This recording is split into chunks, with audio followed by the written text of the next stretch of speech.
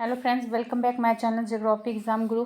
तो ये KVS PRT के लिए, ठीक है, मेनली है जो पीआरटी में ये कंप्यूटर में जो भी मतलब पूछा जाएगा वो इसमें रहेगा ही रहेगा, क्योंकि ये पूरे सिलेबस का जो है निचोड़ है, मोस्ट एक्सपेक्टेड क्वेश्चन है। एक बार इस वीडियो को देखकर आप ज़रूर जाए। तो देखिए जो क्वेश्चंस हैं फटाफट आपको कराते हैं। पहला है, तकनीकी भाषा में किसी कंप्यूटर के फिजिकल पार्ट्स क्या कहलाते हैं? सॉफ्टवेयर, हार्डवेयर, शेयरवेयर या फिजिकवेयर, क्या हो जाएगा? तो इसका आंसर होगा हार्डवेयर। तकनीकी भाषा में किसी कंप्यूटर का जो फिजिकल पार्ट्स होता है वो हार्डवेयर कहलाता है। नेक्स्ट क्वेश्चन, निम्न में से कौन सा हार्डवेयर कंप्यूटर के टेक्निकल पार्ट की तरह ट्रीट नहीं किया जा सकता? कौन सा नहीं किया जा सकता? मदरबोर्ड, कार्ड्स, मेमोरी या पोर्ट्स? तो जो इसका आंसर होगा मेमोरी। मेमोरी को नहीं किया जा सकता, लेकिन मदरबोर्ड, कार्ड्स एंड पोर्ट्स इनको किया जा सकता है। क्या? हार्डवेयर कंप्यूटर का टेक्निकल पार्ट की तरह, ठीक है। नेक्स्ट है, निम्न में से कौन सा एटीएम हार्डवेयर का पार्ट नहीं है?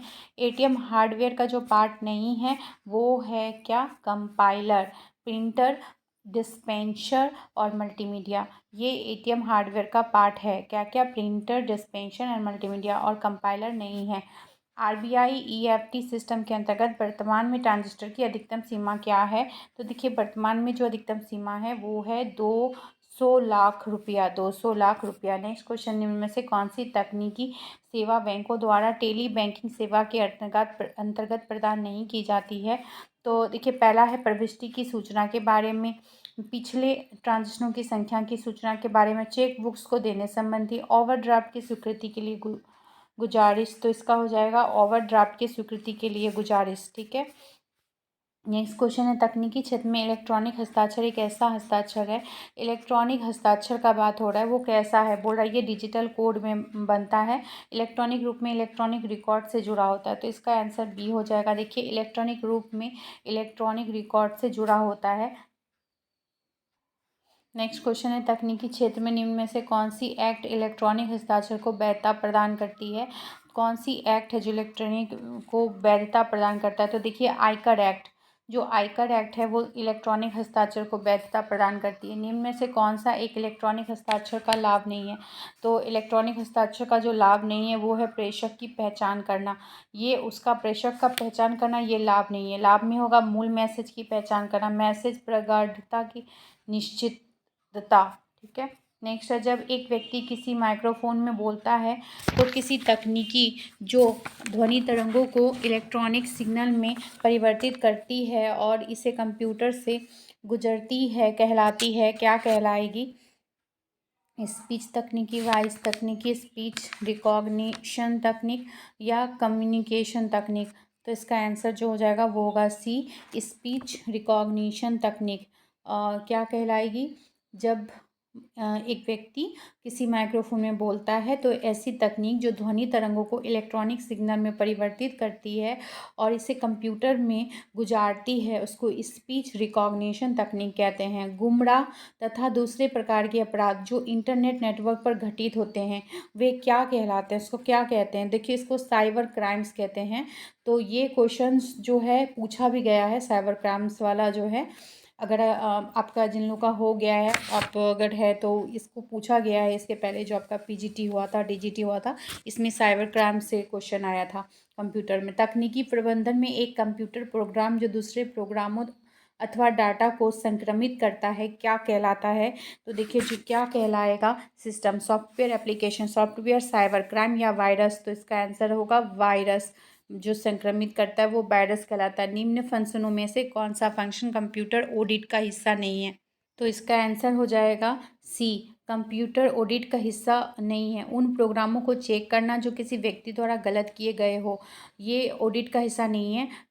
टेस्टेड सॉफ्टवेयर का प्रयोग, ऑडिटर ट्रेल्स का निरीक्षण और जनरेशन, ये दोनों है। लेकिन प्रोग्राम को चेक करना जो किसी व्यक्ति द्वारा गलत किया गया हो, ये ऑडिट का हिस्सा नहीं है। नेक्स्ट क्वेश्चन है 13 नंबर, निम्न में से कौन से एक्ट में सूचना प्रौद्योगिकी एक्ट 1999 के द्वारा इलेक्ट्रॉनिक रिकॉर्डों को वैध रिकॉग्निशन के उद्देश्य के लिए संशोधित नहीं की गई थी? तो इसका जो आंसर हो जाएगा वो हो जाएगा आपका इंडियन थेनल कोड, ठीक है। सी, इंडियन थेनल कोड जो है इसका वैध रिकॉग्निशन के उद्देश्य के लिए संशोधित नहीं की गई थी। लेकिन इंडियन एविडेंस एक्ट है, इंडियन थेनल, अच्छा आरबीआई एक्ट है, बैंक बुक एविडेंस एक्ट है, ठीक है, सबका है। नेक्स्ट है 40 नंबर, आउटपुट देखने के लिए किस डिवाइस का प्रयोग किया जाता है? आउटपुट देखने के लिए मॉनिटर, कीबोर्ड, माउस या स्कैनर। तो इसका आंसर होगा मॉनिटर। किसका करते हैं? मॉनिटर। डायरेक्टरी के भीतर की डायरेक्टरी को क्या कहा जाता है? डायरेक्टरी के भीतर की डायरेक्टरी को सब डायरेक्टरी कहेंगे। क्या कहेंगे? सब डायरेक्टरी। नेक्स्ट क्वेश्चन है यूज़र और ऑपरेटिंग सिस्टम के बीच के इंटरेक्शन के तरीके को निम्नलिखित में से कौन कंट्रोल करता है? कौन कंट्रोल करता है? तो इसको होगा लैंग्वेज ट्रांसलेटर। क्या होगा? Language translator. नेक्स्ट है विनिर्माण के समय रिकॉर्ड किया गया डिस्क का कंटेंट जिसे यूज़र चेंज या इरेज नहीं कर सकता, निम्नलिखित में से होता है, क्या होता है? तो इसका आंसर होगा केवल रीड। क्या होगा? केवल रीड कर सकता है, केवल रीड कर सकेगा, ठीक है। अगर विनिर्माण के समय रिकॉर्ड किया गया डिस्क या कंटेंट जिसे यूज़र चेंज या इरेज नहीं कर सकता, केवल रीड कहलाएगा। Read only memory.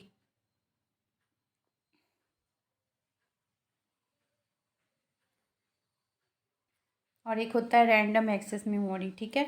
तकनीकी क्षेत्र में कंप्यूटर फाइलों के बारे में निम्न में से कौन सा सत्य नहीं है? तो देखिए जो पहला बोल रहा है एक स्टोरेज माध्यम से सेव किया गया डाटा संग्रह होता है। बी में है प्रत्येक फाइल का एक नाम होता है, फाइल की विषय वस्तु को इंगित करने के लिए प्रयोक्ता फाइल एक्सटेंशन देता है, या फाइलों में सामान्यतः डाटा होता है। तो देखिए जो नहीं है वो क्या है? फाइल की विषय वस्तु को इंगित करना, ठीक है। फाइल की विषय वस्तु को करना इंगित करने के लिए प्रयोक्ता फाइल एक्सटेंशन देता है। तो तकनीकी क्षेत्र में कंप्यूटर फाइल के बारे में कौन सा सत्य? ये सत्य नहीं है, बाकी सभी सत्य है। प्रत्येक फाइल का एक नाम होता है, फाइल में सामान्यतः डाटा होता है, ये सब सत्य है। तकनीकी व्यवस्था में निम्न में से कौन सा सिस्टम कंपोनेंट कंप्यूटर का मस्तिष्क होता है? तो देखिए जो आपको भी पता ही होगा कंप्यूटर का मस्तिष्क कौन सा है, तो इसका आंसर हो जाएगा मेमोरी, सॉरी इसका हो जाएगा सीपीयू। इसका होगा सीपीयू। कंप्यूटर का जो मस्तिष्क है उसको सीपीयू कहते हैं, सेंट्रल प्रोसेसिंग यूनिट भी कहते हैं इसको। तकनीकी व्यवस्था के अंतर्गत सॉफ्टवेयर के लिए एक अन्य शब्द है, देखिए सॉफ्टवेयर के लिए एक अन्य शब्द क्या है? प्रोग्राम। सॉफ्टवेयर के लिए एक अन्य शब्द है प्रोग्राम। नेक्स्ट क्वेश्चन है तकनीकी क्षेत्र में हार्डवेयर, सॉफ्टवेयर और डाटा को प्राधिकृत प्रयोक्ता के बीच कौन शेयर करता है?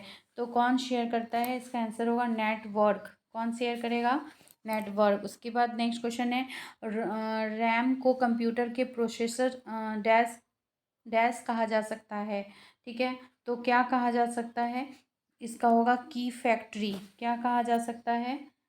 की फैक्ट्री। रैम को कंप्यूटर के प्रोसेसर की फैक्ट्री कहा जा सकता है। नेक्स्ट है तकनीकी माध्यम से कंप्यूटर सिस्टम की फंक्शनलिटी बढ़ाने के लिए उसके साथ जोड़े जा सकने वाले इक्विपमेंट को डेजिग्नेट करने वाला जो टर्म है डैश है, क्या है? डिजिटल डिवाइस है, सिस्टम एड ऑन है, डिस्क पैक है, या पेरीरेल डिवाइस है। तो देखिए इसका जो आंसर हो जाएगा वो क्या हो जाएगा? डी हो जाएगा। क्या होगा? डी। इसका होगा डी, पेरूरेल डिवाइस। नेक्स्ट क्वेश्चन है तकनीकी क्षेत्र में डैश कंप्यूटर प्रोग्रामों का एक सेट है जो कंप्यूटर को स्वयं को ऑपरेट करने और अधिक दक्षता से कार्य करने में सहायता करता है, ठीक है। तो वो कौन सा है? विंडोज़ है, सिस्टम सॉफ्टवेयर है, DBMS है, या एप्लीकेशन सॉफ्टवेयर है। तो इसका जो आंसर हो जाएगा वो होगा सिस्टम सॉफ्टवेयर, ठीक है।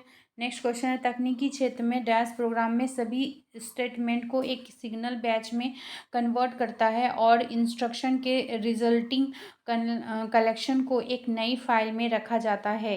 तो क्या होगा? कन्वर्टर, कंपाइलर, इंटरप्रिंटर, या इंस्ट्रक्शन। तो देखिए इसका जो आंसर हो जाएगा वो हो जाएगा बी, कंपाइलर। स्टेटमेंट को एक सिग्नल बैच में कन्वर्ट करता है और इंस्ट्रक्शन के रिजल्टिंग कलेक्शन को एक नई फाइल में रखा जाता है, उसको क्या कहेंगे? कंपाइलर। नेक्स्ट है तकनीकी प्रबंधन के क्षेत्र में डाटा स्टोर करने और कैलकुलेशन करने के लिए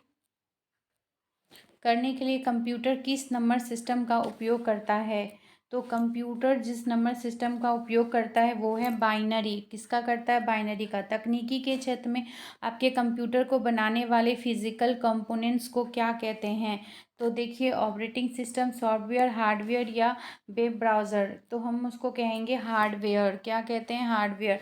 तकनीकी व्यवस्था में किसी विशिष्ट कार्य को करने के लिए कौन सी कुंजी दूसरे कुंजी के साथ कॉम्बिनेशन में प्रयोग की जाती है। तो देखिए फंक्शन, स्पेस बार, एरो या कंट्रोल। तो दूसरे में कंट्रोल की जाती है। कौन सा? कंट्रोल। नेक्स्ट क्वेश्चन है तकनीकी प्रबंधन में मल्टीपल प्रोसेसर्स द्वारा दो या अधिक प्रोग्राम का एक साथ प्रोसेसिंग होना क्या कहलाता है। एक साथ होना मल्टी प्रोसेसिंग कहलाता है। क्या कहलाता है? Multi processing. तकनीकी प्रबंधन के क्षेत्र में प्रयुक्त होने वाला डैश एक प्रोग्राम है जो कंप्यूटर के प्रोग्राम को आसान बना देता है। कौन आसान बना देता है? यूटिलिटी, एप्लीकेशन, ऑपरेटिंग सिस्टम या नेटवर्क।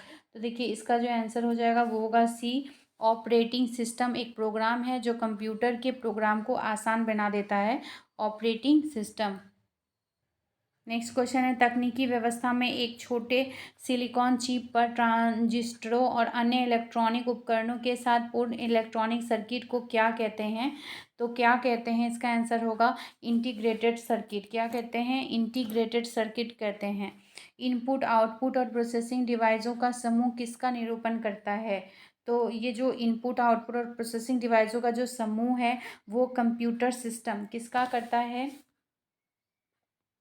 कंप्यूटर सिस्टम का। ठीक है, तो इसका आंसर हो जाएगा डी, कंप्यूटर सिस्टम का करता है। नेक्स्ट क्वेश्चन है 33 डैश में प्रिंटिंग हेड और कागज़ का संपर्क होता है, किस में होगा। तो इसका होगा इम्पैक्ट प्रिंटर। जो इम्पैक्ट प्रिंटर होता है उसमें जो है प्रिंटर हेड और कागज़ का संपर्क होता है, इम्पैक्ट प्रिंटर। ठीक है।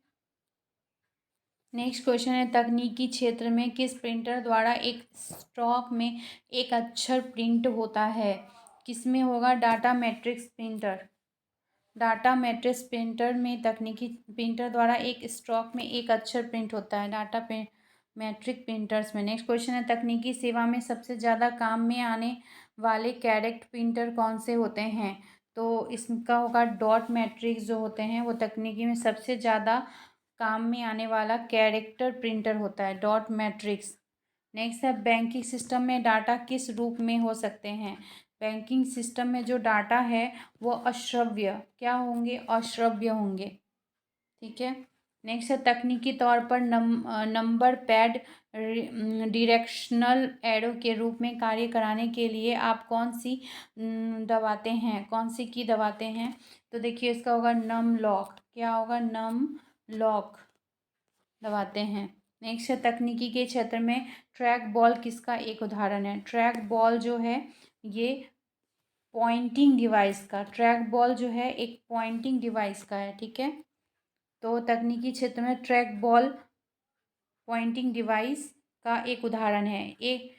एक तकनीकी प्रबंधक किसी भी समय कितने तरह के डॉक्यूमेंट खोल सकता है। ठीक है, एक समय में वो कितना खोल सकता है? उतने जितने आपकी कंप्यूटर मेमोरी होल्ड कर सके। ठीक है, आपका कंप्यूटर मेमोरी जितना होल्ड कर सकता है उतना कर सकता है।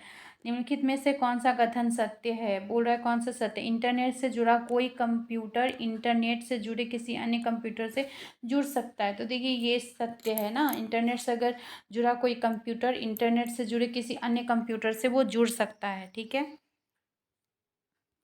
नेक्स्ट है तकनीकी तौर पर डिस्क को ट्रैकों और सेक्टरों में विभाजित करने की प्रक्रिया क्या कहलाती है। तो जो कहलाती है वो क्या होगा? फॉर्मेटिंग। तकनीकी तौर पर डिस्क और ट्रैकों और सेक्टरों में विभाजित करने की प्रक्रिया को फॉर्मेटिंग कहते हैं। ठीक है। नेक्स्ट क्वेश्चन है IBM का सही शाब्दिक अर्थ क्या है। IBM का अर्थ है international business model. International business model. ठीक है, किस कंप्यूटर भाषा का प्रयोग बैंकिंग एवं वाणिज्य कार्यों में किया जाता है? बैंकिंग एवं वाणिज्य में किसका करते हैं? कोबोल का करते हैं। सी होगा, COBOL, कोबोल का भाषा का प्रयोग बैंकिंग और वाणिज्य कार्यों में किया जाता है। तकनीकी तौर पर यूनिक्स नामक ऑपरेटिंग प्रणाली विशेष रूप से कौन से प्रयोग में लाई जाती है? तो जो ये यूनिक्स जो है इसको किस में प्रयोग में लाई जाएगी? इसका आंसर होगा वेब सर्वर। वेब सर्वर में काम में लाई जाती है। निम्नलिखित में कौन सा कथन सत्य है? बाइनरी नंबर में बाइट एक सिंगल डिजिट होता है। बीट डिजिटल नंबर के एक समूह को रिप्रेजेंट करता है।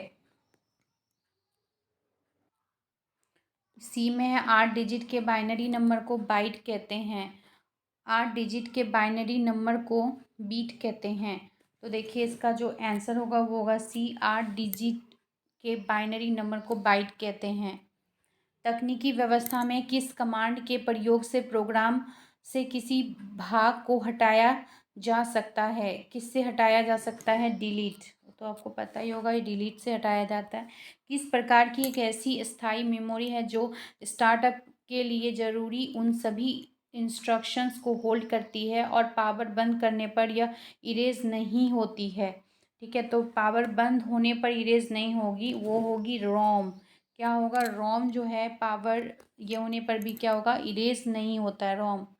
और जो इरेज होता है उसको क्या कहते हैं? रैम। ठीक है, इसीलिए रोम इरेज नहीं होती है, नॉन वोलाटाइल मेमोरी है ये। नेक्स्ट है सूचना एवं प्रौद्योगिकी के क्षेत्र में रैम किस प्रकार की मेमोरी है? देखिए पूछ ही दिया, तो रैम जो है ये मुख्य मेमोरी है। रैम कैसी मेमोरी है? मुख्य मेमोरी है। सूचना एवं प्रौद्योगिकी के क्षेत्र में फ्लैश क्या है? तो देखिए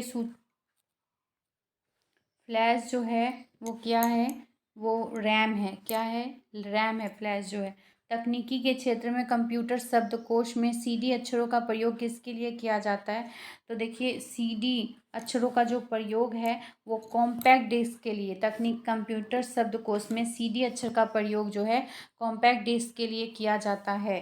ठीक है, नेक्स्ट क्वेश्चन है निम्न में से कौन सी डिवाइस डाटा और प्रोग्राम के बीच का अंतर समझ सकती है? तो डाटा और प्रोग्राम के बीच का अंतर जो है वो माइक्रो प्रोसेसर समझेगा। कौन समझेगा? माइक्रो प्रोसेसर जो है वो डाटा और प्रोग्राम के बीच के अंतर को समझ सकती है। नेक्स्ट, यदि मेमोरी चिप वोलेटाइल हो तो क्या होगा? अगर मेमोरी चिप बोल रहा है यह एक्स अपलोड हो जाएगी यदि अधिक तापमान में एक्सपोज की जाए, इसके कंटेंट खत्म हो जाएंगे यदि करंट टर्न ऑफ कर दिया जाए, इसका प्रयोग केवल डाटा स्टोरेज के लिए किया जाए, इसका प्रयोग डाटा को रीड और राइट दोनों के लिए किया जाए। देखिए इसका जो आंसर होगा, ये क्वेश्चन बोला मेमोरी चिप वोलेटाइल हो तो, अगर वोलेटाइल हो तो इसके कंटेंट खत्म हो जाएंगे यदि करंट टर्न ऑफ कर दिया जाए। ठीक है, तो फ्रेंड्स उम्मीद करती हूँ कि आपके लिए यूज़फुल होगा। अगर आपको अच्छा लगा तो एक छोटा सा लाइक आप कर दीजिए। Thank you.